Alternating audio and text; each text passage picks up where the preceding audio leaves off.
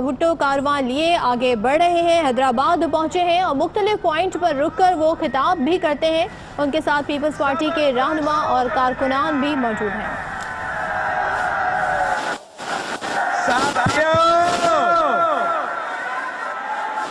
जैसे कि आपको पता है 4 अप्रैल को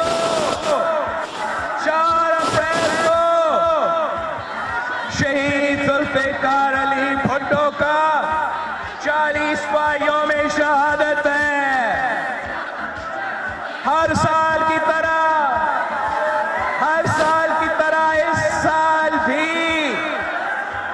हम सब करी खुदा बख्श में जमा होंगे। दुनिया को पैगाम देने के लिए कि कल भी भुट्टो जिंदा था, कल भी भुट्टो जिंदा।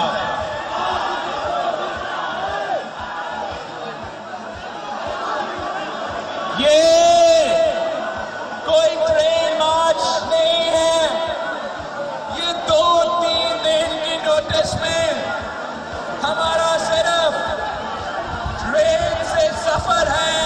हम लड़काना की तरफ जा रहे हैं, मगर इसके बावजूद आपसे वज़ीर आज़म हाउस से चीखें आ रही है।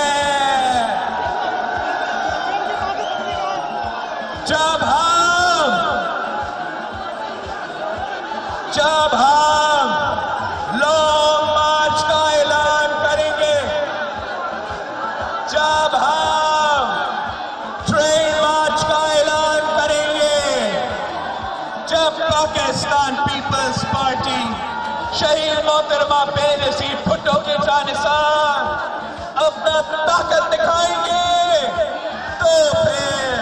तो फिर इनको लग पता जाएगा।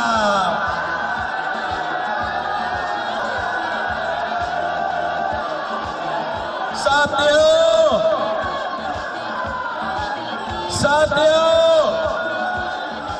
40 साल पहले गैर जमहूरी कुव्वतों ने शहीद जुल्फ़िकार अली भुट्टो को फांसी के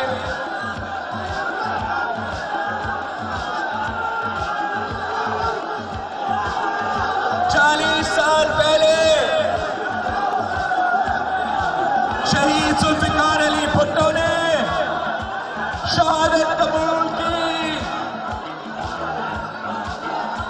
मगर आमिर के सामने सर नहीं झुकाया।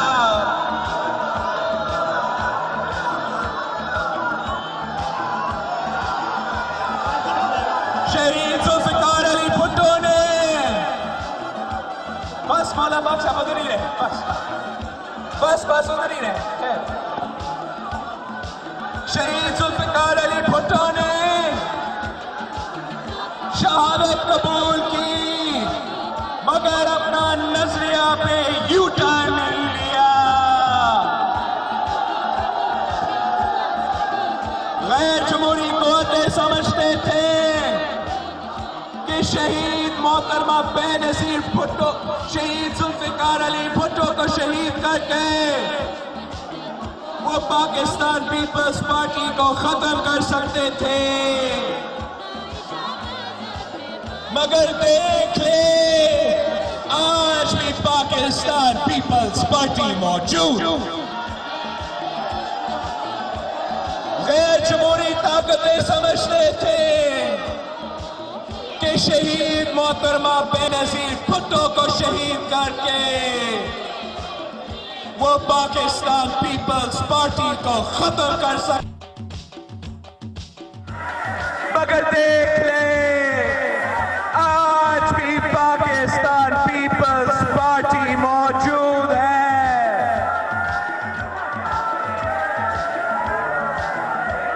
गैर जमहूरी ताकतों समझते थे कि शहीद मोहतरमा बेनज़ीर भुट्टो को शहीद करके वो गरीब का आवाज दबा सकते हैं,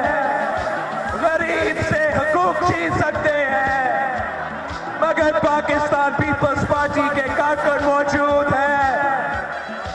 हम अपना हुकूक उनसे छीन करेंगे। शहीद मोहतरमा बेनजीर भुट्टो ने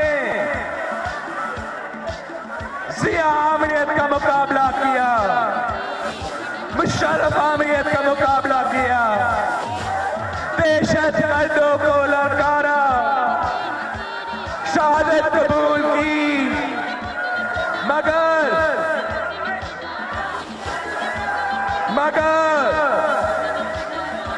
अपना नजरिया पे यूटर्न नहीं लिया, आमिर कैसे सर नहीं झुकाए।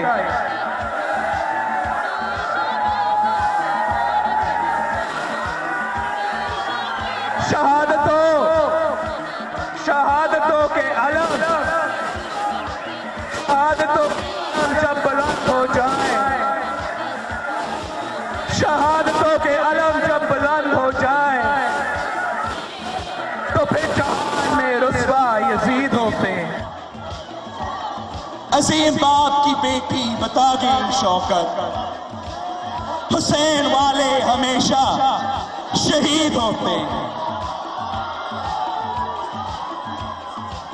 यहाँ वहाँ जहाँ गई, यहाँ वहाँ जहाँ गई, वहीं पे उसकी धूम थी। वो एक अपनी साथ में एक आई थी, हजूम थी। गरीब कौम के लिए वो बाप की सफीर थी।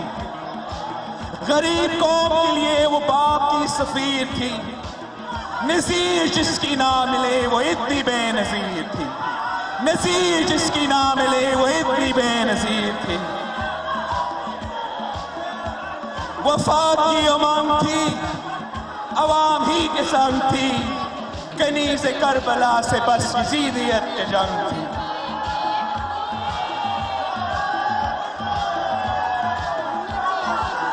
बहा के ले गई वो हर सितम को अपनी मौज से। बहा के ले गई वो हर सितम को अपनी मौज से। वो करबलाए वक्त में डरी नहीं है मौज से। वो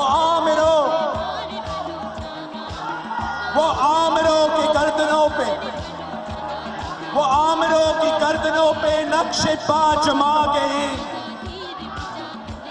वो भुट्टो भुट्टो करके सबको भुट्टो ही बना गई। वो भुट्टो भुट्टो करके सबको भुट्टो ही बना गई। पर हम उसी के दम से था वो देश का वकार थी। पर हम उसी के देश के था वो देश का वकार थी। वो दुश्मनों पे तीर थी, वो दुश्मनों पे तीर थी। वो बिन्ते जुल्फ़िकार थी।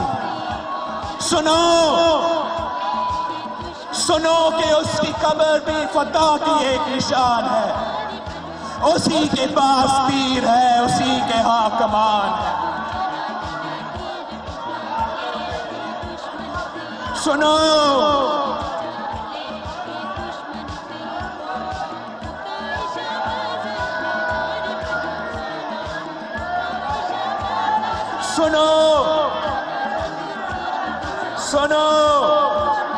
कि उसकी कब्र भी फतह की एक निशान है। उसी के पास तीर है, उसी के हाथ कमान है। वतन के हर गरीब को, वतन के हर गरीब को, वतन के हर गरीब को जगा के आप सो गए। वतन के हर गरीब को जगा के आप सो गए। शऊर जब तुलू हुआ खुद गरूब हो गए। वतन को भाई भी दिया, वतन को बाप भी दिया। बिकाए मुल्क के लिए फिर अपना आप भी दिया।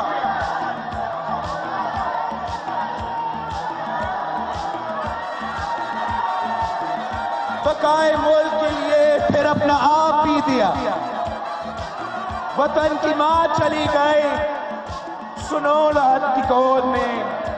वो साहिबे मुराद है। वो कल भी जिंदाबाद थी, वो आज भी जिंदाबाद है। वो कल भी जिंदाबाद थी, वो आज भी जिंदाबाद है।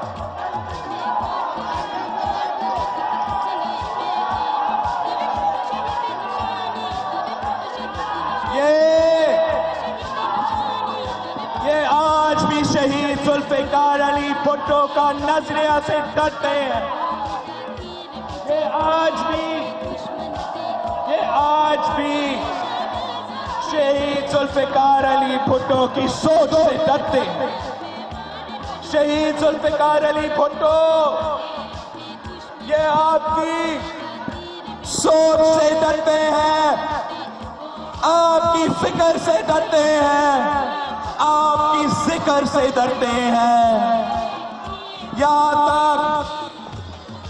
यहां तक कि जब नेशनल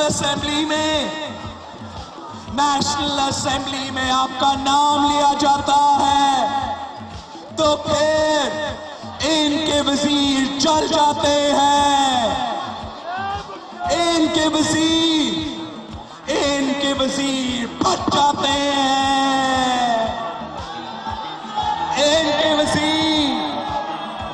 इनके वजीर के चीखें निकलती है।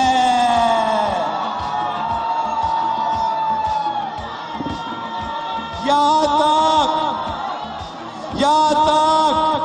जब आपका नवासा को आपका नाम से पुकारा जाता है तो इनके वजीरों की रातों की नींद उड़ जाती है। इतना नफरत है इनमें, इतना दुश्मनी है इनमें कि 40 साल बाद भी ये नाम तक बर्दाश्त करने के लिए तैयार नहीं है। ये भूख से भुट्टो है।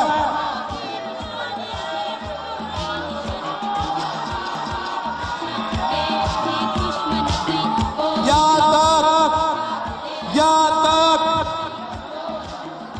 कि उनसे ये बर्दाश्त नहीं हो रहा था कि भुट्टो का नवासा इलेक्शन में क्यों हिस्सा ले रहा है। उन्होंने सारे हथकंडे इस्तेमाल किए आपका रास्ता रोकने के लिए, पाकिस्तान पीपल्स पार्टी का रास्ता रोकने के लिए।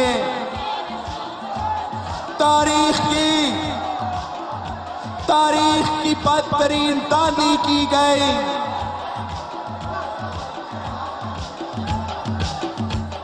तारीख की बदतरीन मीडिया सेंसरशिप किया गया, मीडिया ब्लैकआउट किया गया, कोई लेवल प्लेइंग फील्ड नहीं था। पंजाब में पुलिस ने हमें रोका, कैंपेन नहीं करने दिया। हमारा खैबर पख्तूनख्वा के लिए जब हमने निकलना था हमारा हवाई जहाज को उड़ने नहीं दिया। जब हम पेशावर पहुंचे तो फिर हमें घर से बाहर नहीं निकलने दिया, कैंपेन नहीं करने दिया।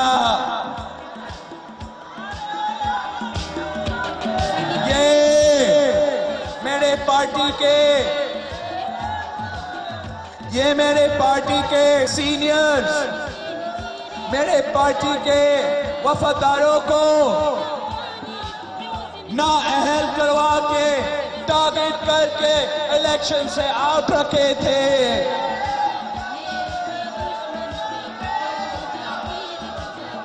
इन्होंने सारे हथकंडे इस्तेमाल किए।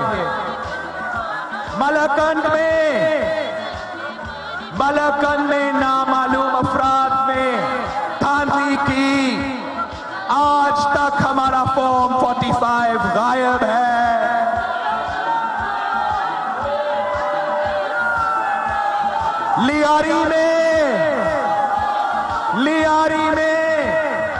लियारी में रेंजर कर्दी ने काम करके दिखाया। आज तक हमारा फॉर्म 45 लापता है। इन्होंने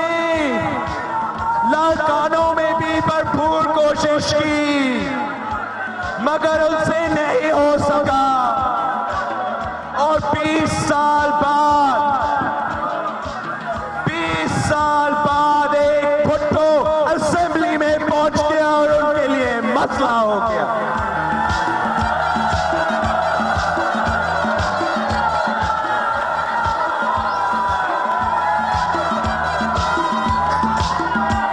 जो ये दानगी के जरिए नहीं हासिल कर सकते थे, जो वो दानगी के जरिए नहीं हासिल कर सकते थे, अब वो नैब कदी जरिया करना चाहते हैं।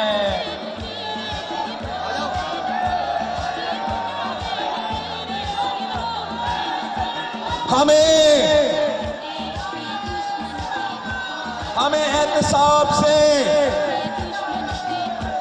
एहतसाब से कोई एतराज नहीं। हम समझते हैं कि जब इंसाफ होता है, सही एहतसाब होता है, तो इससे जमहूरियत ज्यादा ताकतवर होती है।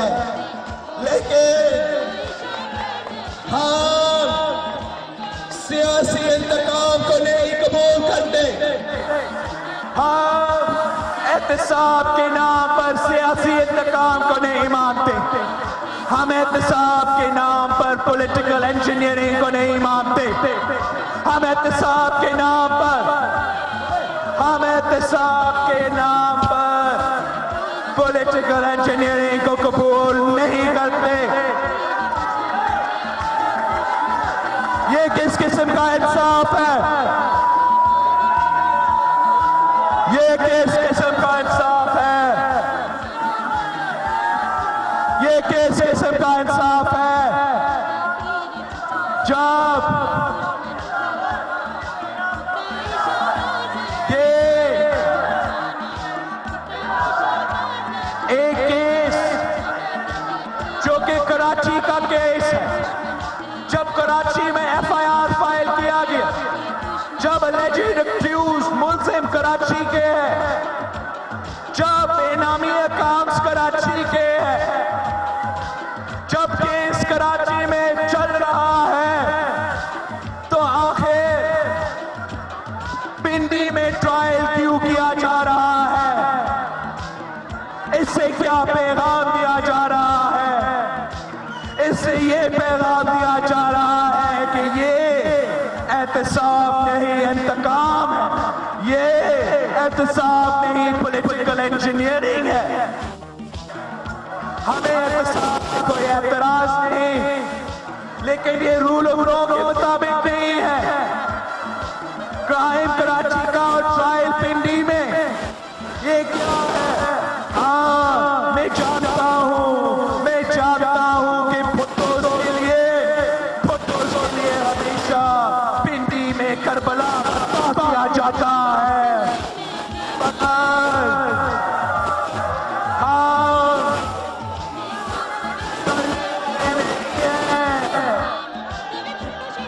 हम सिर्फ इतना कह रहे हैं कि रूल ऑफ लॉ का मजाक ना करे, इंसाफ का मजाक ना करे,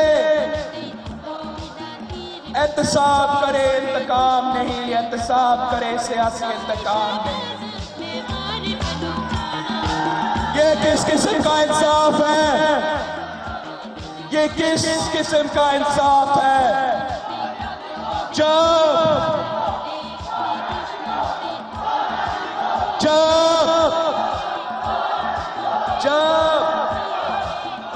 मुल्क का सबसे बड़ा मुंसिफ, सबसे बड़ा अदालत ये सुनाता है कि बिलावल भुट्टो सरदारी बेकसूर है। बिलावल भुट्टो सरदारी का नाम किसके कहने पे JIT में शामिल की गई? ये मेरे अल्फाज नहीं है, ये इस मुल्क का सबसे बड़ा मुंसिफ का अल्फाज था, ये सुप्रीम कोर्ट के अल्फाज था। तो फिर ये कैसा मुमकिन है? ये कैसा मुमकिन है कि अदालत में चीफ जस्टिस आपको बेगुनाह करार दे और लिखा फैसला में, लिखी हुई फैसला में आपको पिटी बेचता है ट्रायल करवाने के लिए।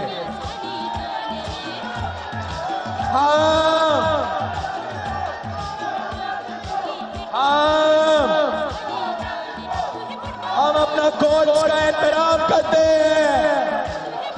पाकिस्तान पीपल्स पार्टी ने हमेशा अदलिया का इज्जत और एहतराम किया है। पाकिस्तान पीपल्स पार्टी जमहूरियत में यकीन रखती है।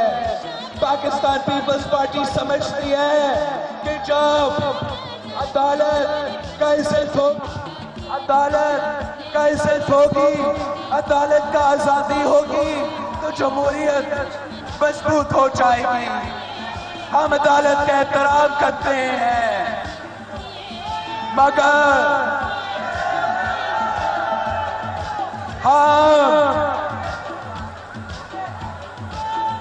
हम अदालत का हर फैसला को कबूल भी कर लेते हैं, लेकिन जब नाइंसाफी होता है तो हमारा हक भी होता है कि हम नाइंसाफी के खिलाफ आवाज बुलंद करें।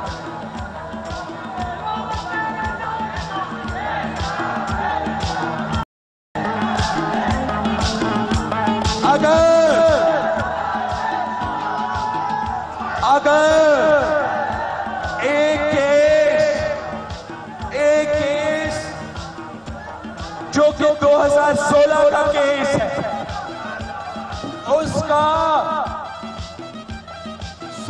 रवि होने पे खुद नोटिस लिया जा सकता है इलेक्शन कैंपेन के दौरान। अगर ये केस जिसमें FIR काटा गया था, बैंकिंग कोर्ट में ट्रायल चल रहा था, सिर्फ 2016 का केस था, अगर ये केस रवि का शिकार है तो फिर क्या शहीद जुल्फ़िकार अली भुट्टो का अदालती कत्ल का केस रवि का शिकार नहीं है? क्या शहीद मोहतरमा बेनज़ीर भुट्टो के कत्ल केस रवि का शिकार नहीं है? क्या बखोरा गद्दार मुशर्रफ की गद्दारी का केस रवि का शिकार नहीं है? क्या अस्कर खान केस रवि का शिकार नहीं है? अगर बेनामी अकाउंट्स केस इंसानी हकूक की खिलाफ वर्जी है तो फिर बेनामी वजीर आजम और बेनामी वजीर आजम का केस भी इंसानी हकूक के खिलाफ वर्जी का केस होना चाहिए। अगर बेनामी अकाउंट इंसानी हकूक के खिलाफ वर्जी है तो फिर लापता अफराद भी इंसानी हकूक की खिलाफ वर्जी है। मीडिया पे सेंसरशिप भी खिलाफ वर्जी है। फ्रीडम ऑफ स्पीच पे पाबंदी भी इंसानी हकूक के खिलाफ। इलेक्शंस में दांधली भी इंसानी हकूक के खिलाफ। उम्मीद है कि इन इश्यूज पे भी आज खुद नोटिस होगा, इंसाफ मिलेगा पाकिस्तान के अवाम को, पाकिस्तान के गरीब अवाम को।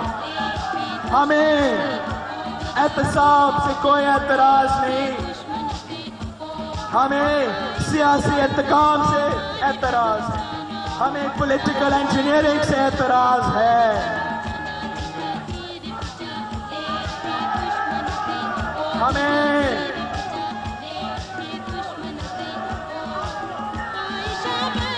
ये क्या समझते हैं?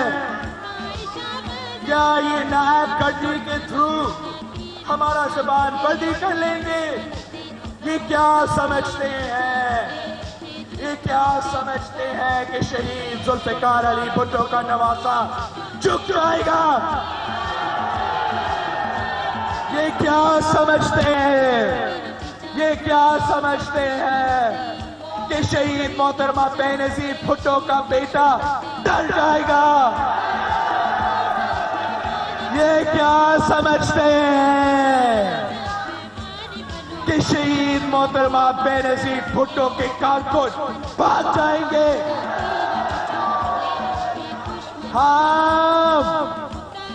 हम तो अयूबी आमरीत से नहीं डरे, हंसी आमरीत से नहीं डरे, हम मुशर्रफ की आमरीत से नहीं डरे, हम दहशतगर्दों से नहीं डरे। तुम क्या चीज हो? हम इस कठपुतली हुकूमत से नहीं डरते, नहीं डरते, नहीं डरते।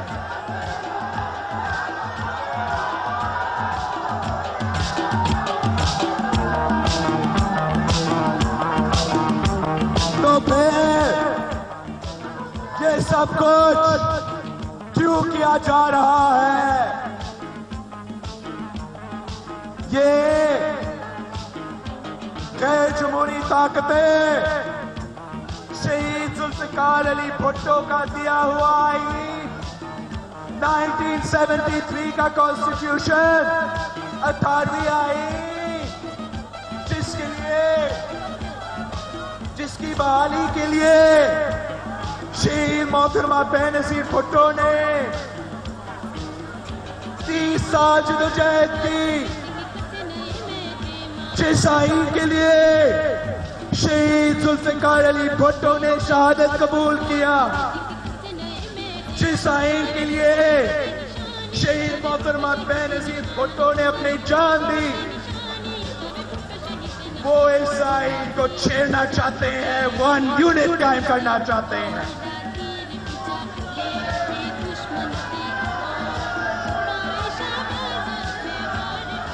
वो आपके सूबे के वसाइल, आपके सूबे के इख्तियार छीनना चाहते हैं, आपके सूबे के हुकूक छीनना चाहते हैं। ये आपके हुकूक है, ये आपके इख्तियार है, ये आपका पैसा है। आप फैसला करेंगे कि ये पैसा कैसे खर्च होगा, आप अपना मुस्तकबिल का फैसले करेंगे। कोई इस्लामाबाद या पिंडी में बैठा हुआ कठपुतली ये फैसला नहीं कर सकते हैं।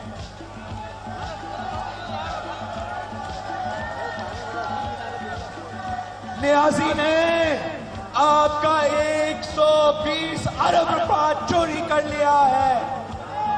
सिंध का 120 अरब रुपया पे टाका मारा है। वो सुबह जो 65% टैक्स रेवेन्यू जनरेट करता है, 60% पैसा पाकिस्तान का सिंध कमाता है। ये आपका टैक्स रेवेन्यू है, आपका कमाया हुआ पैसा है। इस्लामाबाद ने चोरी किया है। हम इनसे आपके हुकूक छीन के लेंगे। आप जरा सोचे, 120 अरब रुपया इस देश में कितने बेरोजगार नौजवानों को रोजगार दिलवा सकता था। सोचे 120 अरब रुपया, 120 अरब रुपया के साथ मैं कितना नया हॉस्पिटल्स बना सकता था। 120 अरब रुपया के साथ हम कितने स्कूल से कर सकते थे, पानी फराहम कर सकते थे। ये आपका पैसा है, ये आपका हक है, कोई चंदा का पैसा नहीं है। इस पैसा में आपका मेहनत है, आपका पसीना है, हम छीन कर लेंगे। ये कैसा मुमकिन है कि वो सुबह जो ये कैसा मुमकिन है कि वो सुबह जो कि सबसे ज्यादा गैस पैदा करती है, पूरा पाकिस्तान के चूल्हे सिंध का गैस से चलता है, ये कैसा मुमकिन है कि सिंध में गैस ना हो, सिंध में लोड शेडिंग हो? ये कैसा मुमकिन है? ये आपका हक मार रहे हैं, आपका हक मार रहे हैं, हम इनको ये नहीं करने देंगे। ये कैसा मुमकिन है? ये कैसा मुमकिन है कि 1991 वाटर अकॉर्ड पे साइन करने के बावजूद, इरसा का मैकेनिज्म होने के बावजूद सिंध को, रोवर रिप्रेशन को पानी नहीं दिया जा रहा है। लोअर रिप्रेशन का हक होता है कि सबसे पहले लोअर रिप्रेशन को पानी पहुंचना चाहिए। ये हक हम उनसे छीन के लेंगे। क्या हुआ नियाजी साहब? क्या हुआ नियाजी साहब? कहाँ गए वो 10 करोड़ नौकरियां? कहाँ गए वो 10 करोड़ नौकरियां जो तब्दीली सरकार ने देना था? मेरे हैदराबाद के नौजवानों बेरोजगार है, जरा याद रखा के यहाँ कुछ रोजगार दिलवा दे। नियाजी साहब को रोजगार देने की बजाय ऑस्टेरिटी के नाम पे रोजगार छीन रहा है। क्या हुआ नियाजी साहब? कहाँ गया वो 50 लाख घर जो आपने बनाने थे? कारवान भुट्टो इस वक्त हैदराबाद पहुंच चुका है। बिलावल भुट्टो जरदारी खिताब कर रहे हैं। हर साल की तरह इस बार भी बख्श में जमा होंगे। 4 अप्रैल को अपने कायद को खराज अकीदत पेश करेंगे।